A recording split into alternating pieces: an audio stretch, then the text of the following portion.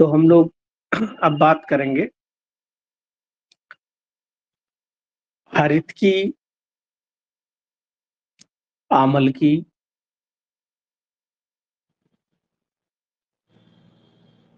और विभीत की। इन तीनों के गुण बताए हैं अष्टांग हृदय ने, जबकि ये तीनों हरित की, आमल की और विभीत की जब तीनों समान भाग में लिए जाते हैं तो त्रिफला बनता है। लेकिन यहाँ पर वाग्भट जी ने तीनों के गुण अलग अलग भी बताए हैं। जैसे हरित की जो होता है वो पंच लवण, पंच रस, हरितकी में 5 रस होते हैं। कसाय प्रधान होती है, कसाय रस यहाँ पर प्रधान होता है, लवण नहीं होता। तो 5 रसों में कसाय रस प्रधान है, लवण रस नहीं होता है। विपाक में हरितकी मधुर होती है।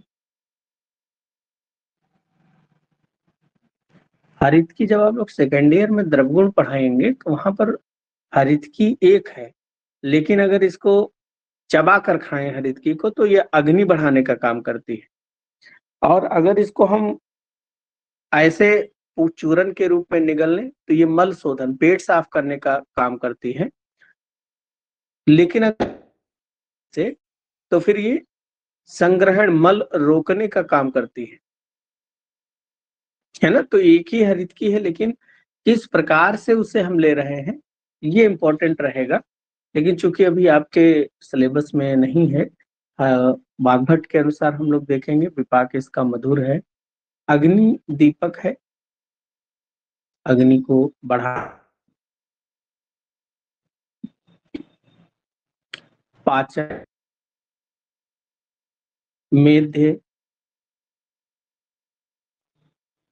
वय को स्थिर रखने में अति श्रेष्ठ है।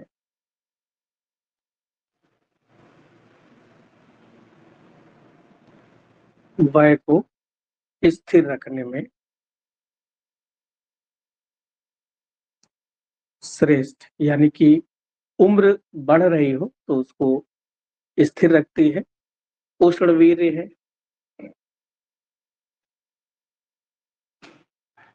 उष्ण वीर्य है। सर यानी कि पेट साफ करने वाला है।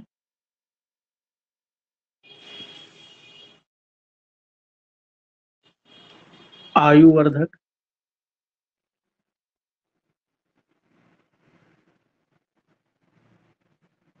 बुद्धि और इंद्रियों को बल देने वाला,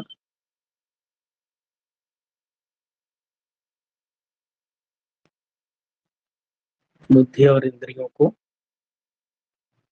बल देने वाला,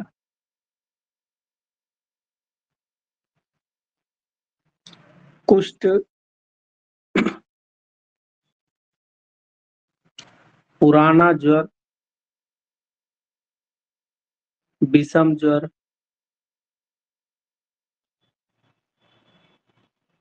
सिर के रोग अगर हो, सिरोरोग, आंखों के रोग हो, अच्छी रोग, पांडु, हृदय के रोग, हृदय रोग, कामला, कामला मतलब जॉन्डिस अगर किसी को हो जाए, गृहिणी,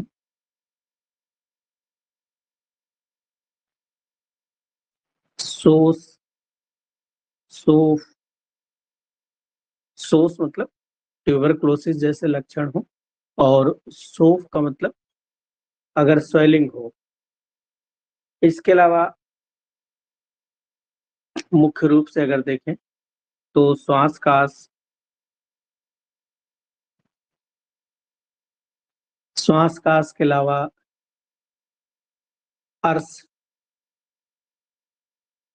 अतिसार,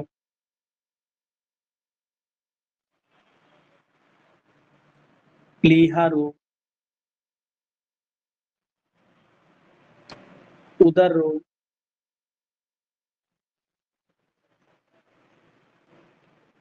विबंध, अगर किसी को कॉन्स्टिपेशन, विषतप्त या विबंध में, गुल्म में और वात कफज व्याधियां, वात कफज रोग, तो इतनी जगह हरितकी का मुख्य रूप से आप प्रयोग कर सकते हैं। आमलकी के बारे में देखें।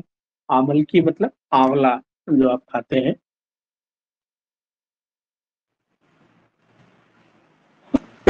आंवलकी हरितकी के समान गुण की होती है।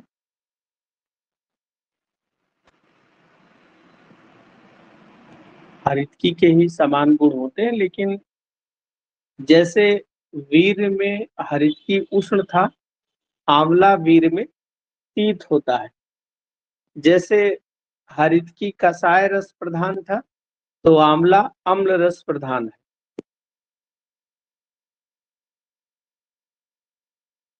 और हरितकी वात कफ मुख्य रूप से नष्ट करता था, आंवला पित्त और कफ नाशक है।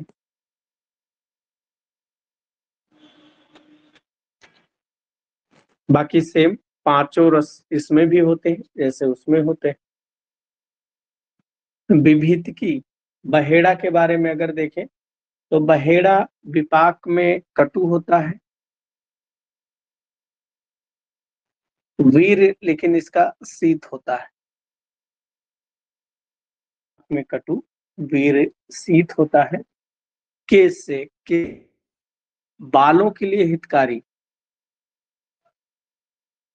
आंवले का इसका बहेड़े का तेल भी जो है वो बालों के लिए हितकारी होता है। इसके अलावा हरितकी और आंवले के गुण समान होते हैं।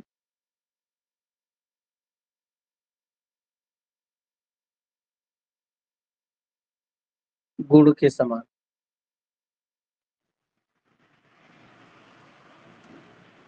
तीनों चीजों को जब मिलाते हैं तब बनता है त्रिफला में क्या होगा? हरितकी, आमल की, विध की।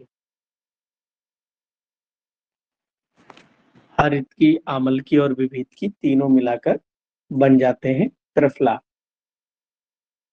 त्रिफला के गुण बहुत अच्छे गुण हैं त्रिफला का। वैसे सभी लोगों को प्रतिदिन त्रिफला का सेवन करना चाहिए।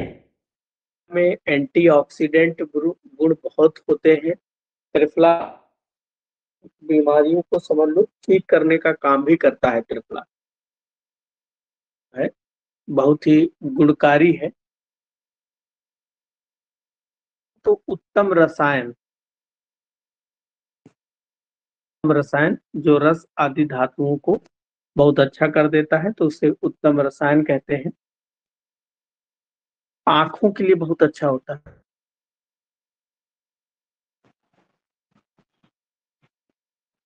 आंखों के लिए हितकारी होता है। व्रण का रोपण करता है। व्रण को भरने वाला है। व्रण रोपण। त्वचा के रोग,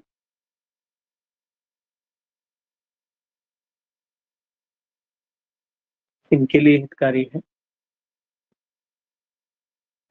क्लेद, मेह, मेह मतलब प्रमेह, कफ और रक्त दोष नष्ट करता है। क्लेद क्या होता है? जैसे शरीर के अंदर जब एक्स्ट्रा बहुत ज्यादा मात्रा में फ्लूइड एक्यूमुलेशन होने लगता है तो क्लेद कहलाता है। मेद, मोटापा बढ़ जाए। मेह, डायबिटीज या किसी को होने लगे।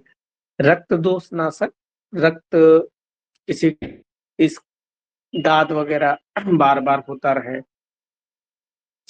फोड़े फुंसी ज्यादा निकले, चेहरे पर जो वगैरह निकलते रहते हैं, तो आयुर्वेद में एक ने को कहते हैं, मुखदूषिका या युवान पीड़िका, तो जिसके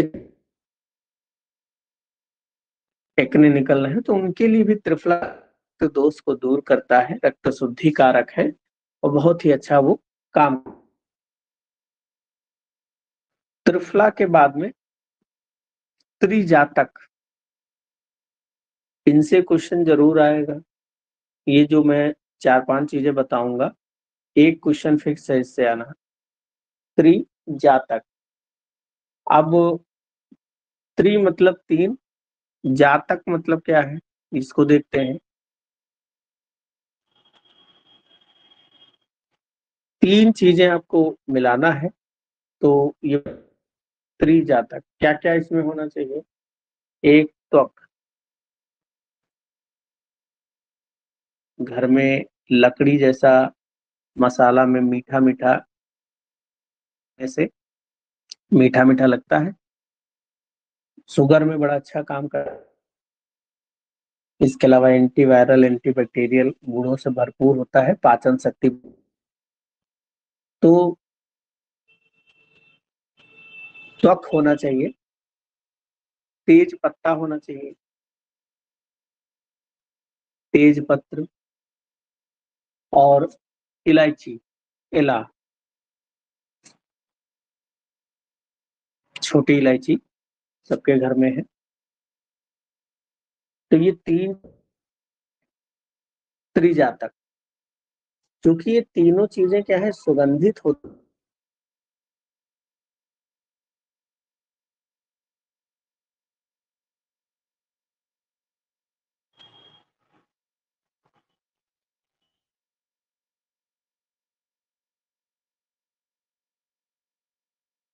तो याद करने की।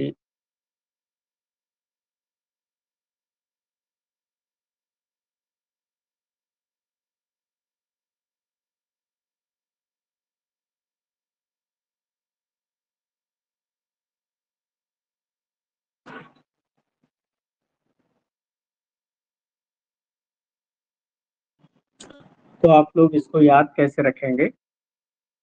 TTA, TT आप लोग देखे होंगे ट्रेन में होता है। तो T फॉर त्वक, तेजपत्र, और A। अब ये जो त्रिजातक आपने पढ़ा है, ये जो आपने त्रिजातक पढ़ा है, अब एक द्रव्य और बता दें जिसका नाम है नाग केसर, तो ये बन जाता है चतुर्जातक। तो त्रिजातक में हमको नाग मिला दे तो ये बन जाएगा चतुर्जातक। और इनके गुण क्या है। चतुर्जातक,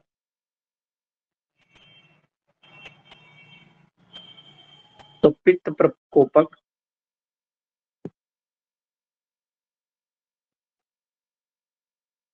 पक है,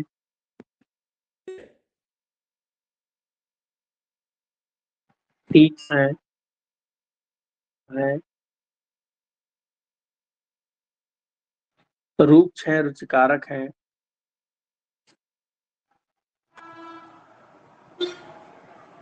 रूप है, रुचिकारक है, और अग्नि दीपक है, अग्नि दीपक। तो चतुर्जातक जो है पित्त प्रकोपक, तीक्ष्ण, उष्ण और अग्नि को बढ़ाने वाले होते हैं।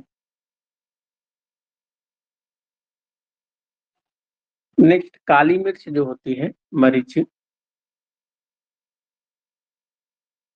काली मिर्च रस में और विपाक में कटु होती है, कड़वी होती है,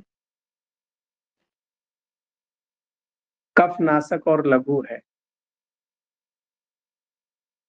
कफनाशक और लघु होती।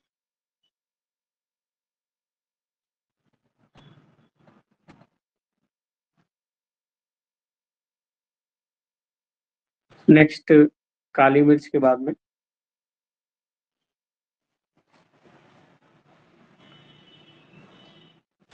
पिपली। ये सब आप सेकेंड ईयर में जब द्रवगुण पढ़ेंगे तो वहां पर भी सब ऐसे ही पढ़ना पड़ेगा कि पिपली के क्या गुण होते हैं। दो चीज, एक पिप्पली होती है जो गीली पिप्पली होती है और दूसरी जो होती है कि सूखी पिप्पली होती है। दोनों के गुण अलग अलग होते हैं। तो ये कफ को बढ़ाएगी, कफ कारक, मधुर है, शीतल है, गुरु है और है।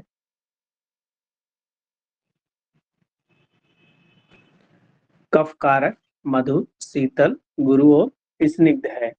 कौन सी? गीली पिप्पली। सूखी पिप्पली इसके विपरीत गुण वाली होती है। विपरीत गुणों में उष्ण है, कटु है, कफ नाशक है, कफ नाशक, लघु, स्निग्ध है और ब्रस्य है।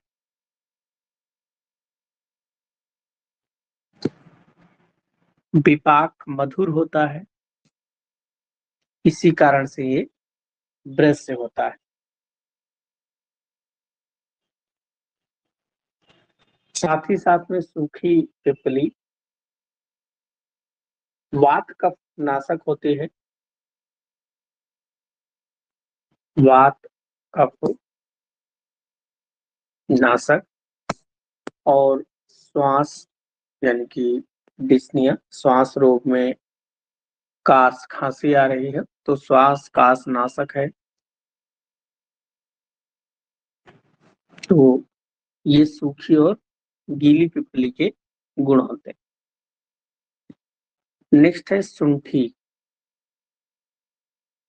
सुंठी कैसे बनती है? तो जब अदरक सूख जाए,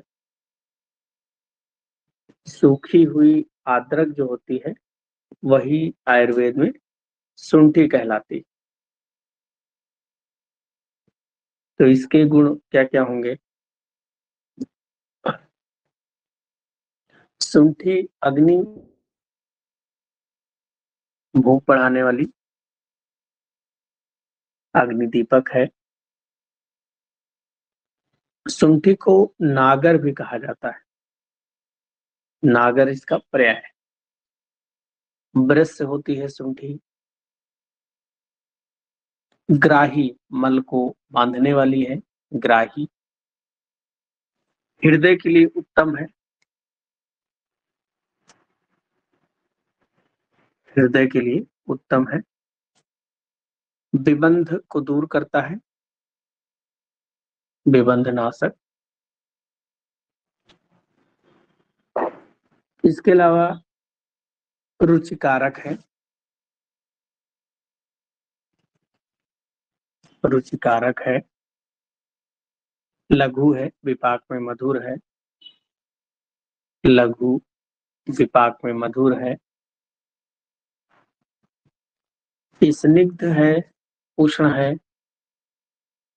स्निग्ध, उष्ण, कफ और वात शामक। कफ और वात का समन करने वाली।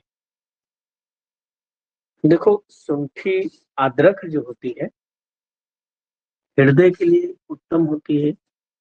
अदरक बहुत सारे गुणों से भरपूर भरपूर होती है, लेकिन ये कई बार क्या करती है कि ये आर्टरी है, आर्टरी के अंदर की ये जो लेयर होती है इसको हम लोग कहते हैं एंडोथेलियम। एंडोथेलियम में एक गैस होती है एनो, जिसको बोलते हैं नाइट्रिक ऑक्साइड। जब ये गैस निकलती है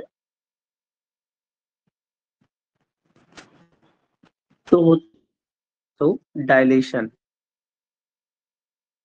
यानी कि गैस निकलेगी तो वैसो डायलेशन मतलब जो आर्टरी होगी वो फैलेगी, आर्टरी फैलेगी। और जब नहीं निकलेगी NO तो आर्टरी नहीं फैलेगी। तो ये एंडोथेलियम, जैसे कई बार देखते हैं हार्ट अटैक आ गया। हार्ट अटैक में क्या होता है कि ये जो एंडोथेलियल मेम्ब्रेन होती है, इसके ऊपर थ्रोम्बोसिस आ जाती है। जैसे इस तरह से थ्रोम्बोसिस जमा हो गई, कीचड़ जमा हो गया, तो थ्रोम्बोसिस के कारण से अब यहाँ से NO गैस तो नहीं निकल पाएगी। NO गैस नहीं निकलेगी तो इसमें फैलाव नहीं होगा। जैसे कोई व्यक्ति काम कर रहा है, काम करते करते उसके हार्ट बीट जब बढ़ती है तो उसके शरीर में ऑक्सीजन डिमांड बढ़ती है, और ऑक्सीजन डिमांड पूरी करने के लिए ये आर्टरी का फैलाव जरूरी है। लेकिन अब NO गैस निकल ही नहीं रही तो फैलाव नहीं होगा, तो उसको हार्ट अटैक आ जाएगा।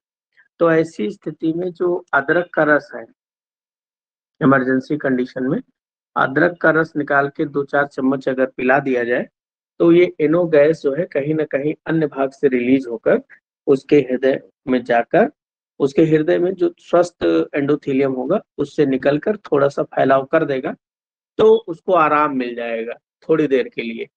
जैसे कहते हैं ना कि आयुर्वेद में इमरजेंसी चिकित्सा के लिए कुछ नहीं है, ऐसा नहीं है। इमरजेंसी चिकित्सा में थोड़ी बहुत हेल्प कर सकता है, ऐसा बात नहीं है कि तो इससे और खाते रहें अगर अदरक, लहसुन, पिपली, मिर्च ये सब खाते रहें, तो ये क्या करेंगे, इस थ्रोम्बोसिस प्रक्रिया को और नहीं होने देंगे, जिसका लाभ मिलता है। इसमें देखा जाए तो त्रिकटु, पिपली, मरीच और सूंठी, ये 3 चीजें मिलकर बनती हैं त्रिकटु। त्रिकटु बहुत से काम हैं, जो पिपली, मरीच, सूंठी के काम है वो तो आपको मैंने पढ़ा ही दिया। इसके अलावा अगर त्रिकटु किसी भी ड्रग में मिलाया जाता है, तो ये बायो अवेलेबिलिटी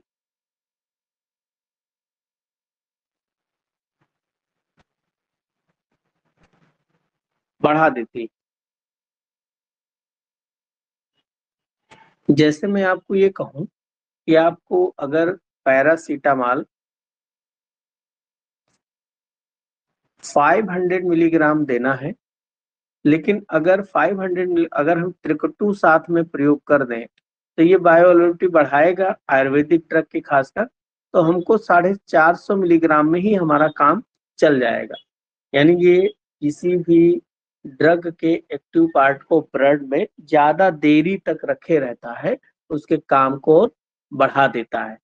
तो ये त्रिकटु का काम बहुत अच्छा है, जो आपको कभी भी आपके कॉलेज में नहीं बताया जाएगा, लेकिन इसको ध्यान रखें। कैस कई बार ये होता है कि आयुर्वेदिक ड्रग जब हम चलाते हैं, तो कई बार डोज़ का ध्यान नहीं रखते हैं।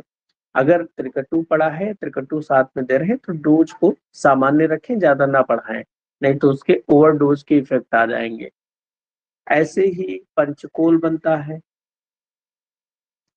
पंचकोल में 5 चीज़ें होती हैं। पंच मतलब 5, और कोल जो होता है, ये कोल पिप्पली का पर्याय होता है। पिप्पली का पर्याय है, इस तरह भी है। एक कोल की मात्रा में सभी द्रव्य को लेना है। क्या-क्या लेना है? पिप्पली, पिप्पली मूल, च्यवनप्राश, चित्रक और शुंठी। पिप्पली, पिप्पली मूल, च्यवन, चित्रक और शुंठी, ये पांचों चिल के मिलकर पंचकोल कहलाती हैं। तो पंचकोल इसका नाम ही इसीलिए पड़ा क्योंकि पिप्पली और पिप्पली मूल 2 बार है, तो मुख्य घटक के रूप में है, और कोल पिप्पली का पर्याय है, इसीलिए इसका नाम पंचकोल पड़ा। इसके अगर हम गुण को देखें पंचकोल के, तो इसको हम प्रयोग कहाँ-कहाँ कर सकते हैं? गुल्म व्याधि, जब पेट में गैस बहुत हो, प्लीहा, स्प्लीनोमेगैली किसी को हो जाए, वहाँ प्रयोग कर सकते हैं। एब्डोमेन के, उदर के रोगों में, आनाह, पेट फूल रहा है, और उदर सूल, पेट में अगर दर्द हो रहा है, तो सूलनाशक है। अग्नि दीपक। अगर किसी को पाचन नहीं हो रहा है, भूख नहीं लग रही है, तो पंचकोल के चूर्ण को, जैसे हम डिप वाली चाय पर रेलवे स्टेशन पे जाते हैं तो डिप वाली चाय मिलती है, तो उसी तरह एक पाउच बना लें और उसी गर्म पानी में डालकर फिर उसको 1 कप छान के चाय की तरह पी लें, तो बहुत अच्छा ये अग्नि दीपक भी होता है। अगर इसी पंचकोल में मरीच हम मिला दें तो बन जाएगा सदूषण। क्या बन जाएगा? सदूषण।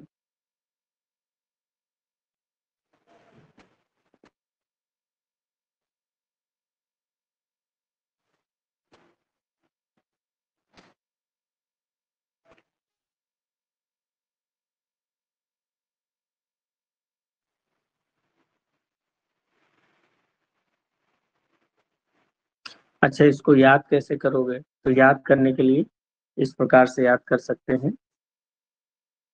पिपली ने पिपली ने पिपली मूल और सुंठी को चबाकर चित्र खींचा। तो पिपली ने पिपली मूल और सुंठी को चबाकर चित्र खींचा। चबाकर मतलब चबे, चित्र से चित्रक, बाकी आपको पता ही है।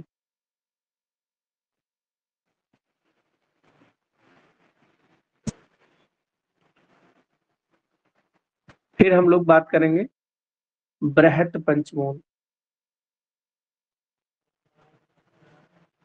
बृहत पंचमूल। इसी तरह हम लोग लघु पंचमूल पढ़ेंगे। बृहत पंचमूल में क्या क्या चीजें होती हैं? बिल्व। बिल मतलब बेल।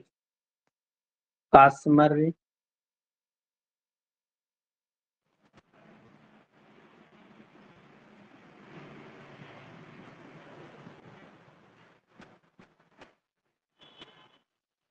कास्मर्य।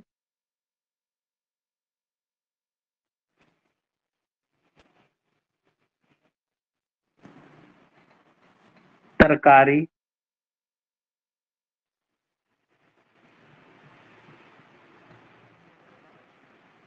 पाटला। टुक टुक। ये श्लोक अगर याद हो पाए तो याद कर लेना। बिल्व, कास्मर, तरकारी, पाटला, टुक टुक।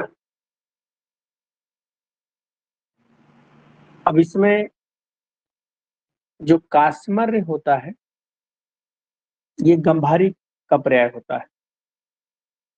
गांधारी का पर्याय होता है। और तरकारी जो होता है ये अरड़ी का पर्याय होता है। दोनों जो ये जो बृहद पंचमूल है, ये अगर इसके हम गुण की बात करें तो कसाय होता है। और तिक्त रस, कसाय और तिक्त रस होते हैं। उष्णवीर्य होता है। कफ और वात नाशक। कफ और वात नाशक होता है। कसाय, तिक्त रस, उष्णवीर, कफ और वात नाशक का काम करता है बृहद पंचमूल। लघु पंचमूल।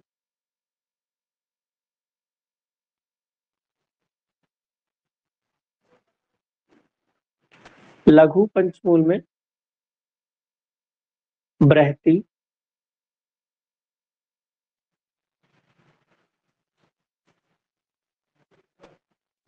बृहति द्वय। बृहति द्वय में छोटी और बड़ी कटेरी,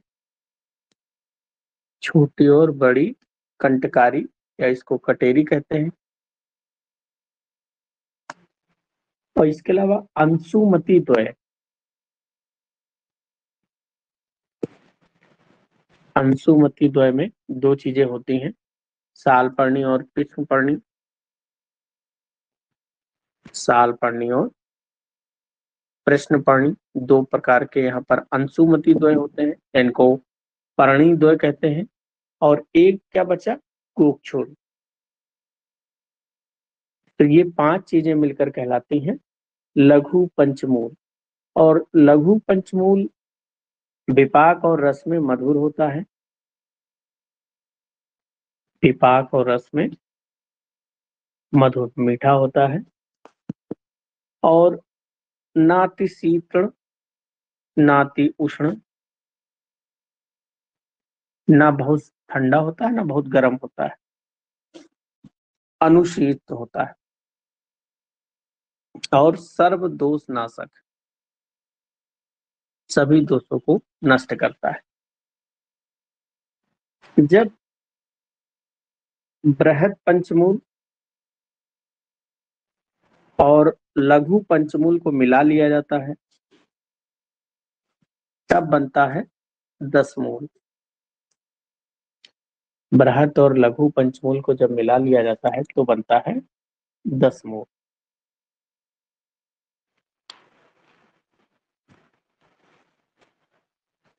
जबकि लघु पंचमूल जहां सर्वनाशक ही ब्रैकेट में छोटा सा लिख लेना, सुश्रुत ने वात पित्त नाशक बताया है।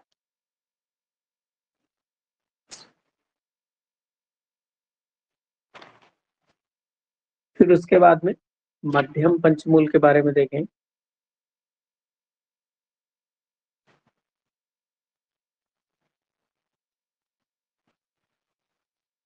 मध्यम पंचमूल में बला, पुनर्नवा,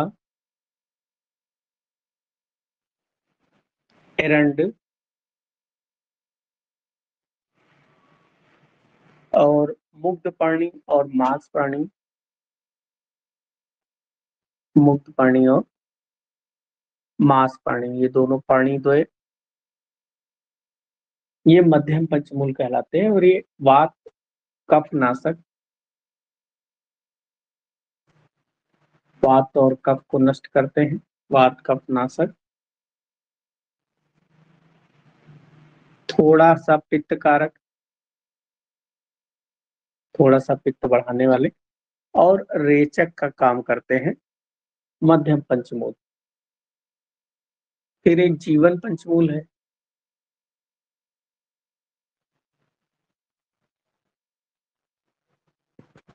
जीवन पंचमूल जो जीवन देता।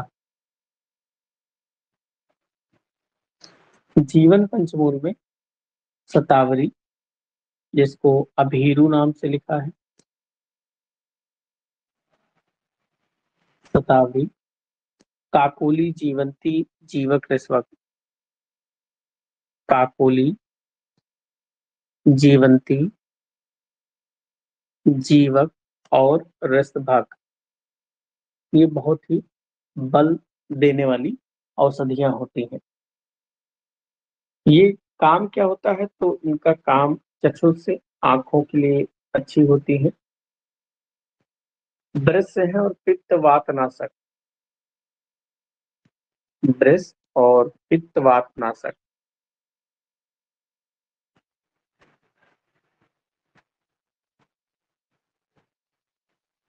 5 पंचमूलों का वर्णन किया है।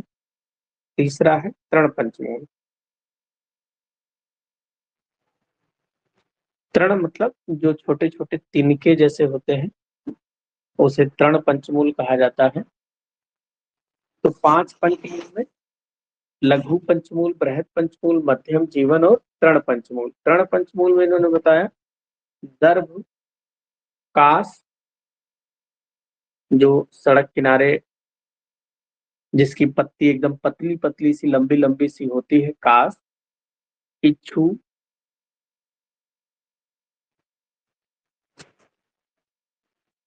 फिर इच्छू मतलब गन्ना। सर और साली, सर और साली। तो ये पांचों को मिलाकर तृण पंचमूल कहा जाता है। और ये पित्त सामक है,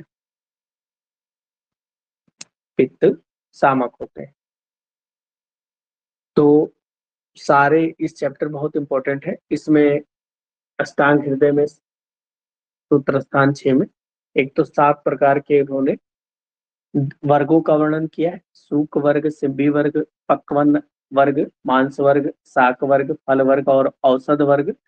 इसके अलावा उन्होंने 5 प्रकार के पंचमूलों का भी वर्णन किया है, बृहद पंचमूल, लघु पंचमूल, मध्यम पंचमूल, जीवन पंचमूल और तृण पंचमूल। और ये जो 5 पंचमूल और त्रिकटु, पंचकोल ये सब पढ़ाया है, त्रिजातक, चतुर्जातक, इसमें से 100% एक क्वेश्चन आपका आना ही आना है। तो केवल नाम याद रखें किसमें क्या चीजें हैं, हर एक चीज को कोड से ना याद करें, कभी कभी कुछ चीजें आपको दिमाग से भी याद कर लेनी चाहिए। कोड हमेशा एग्जाम में भूल जाता है, इतना प्रेशर होता है, इसीलिए बहुत कोड हम नहीं बताते हैं, क्योंकि वहां बैठ के फिर कोड जो है डिकोड नहीं होता, सब चीजें भूल जाती हैं। नहीं तो मन हो तो खूब कोड बना के याद करके एग्जाम फर्स्ट ईयर का दोगे तो आपको अकल आ जाएगी कि कितना चीजें याद रहती। चलो, तो ये चैप्टर भी हमारा समाप्त हुआ। चैप्टर नंबर 7 हम लोग कल पढ़ेंगे।